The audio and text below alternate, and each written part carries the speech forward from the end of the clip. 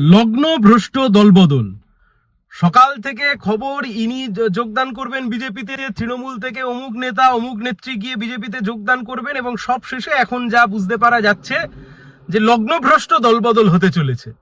আসলে পশ্চিমবাংলার রাজনীতিকে এমন খিল্লির পর্যায়ে তৃণমূল এবং বিজেপি নিয়ে গিয়ে পৌঁছেছে যে তার পরিণাম হচ্ছে এই লগ্নভ্রষ্ট দলবদল।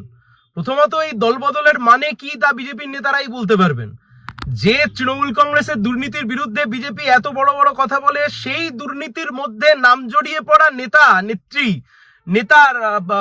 নেতাকে এখন বিজেপিতে যোগদান করাচ্ছে, এবং এখন শুনতে পাওয়া যাচ্ছে যে না যোগদান হবে, কিন্তু দিল্লিতে আবার নেতা একজন আটকে গেছেন, তিনি কলকাতায় ফিরলে হবে। সব মিলে দাঁড়িয়ে আমরা একটা কথাই বলতে পারি যে 7 মণ তেল পুড়লো কিন্তু কাজের কাজ কিছু হলো না। ওই লগ্নভ্রষ্ট দলবদল নেতা নেত্রী, এটুকুই বলা যেতে পারে।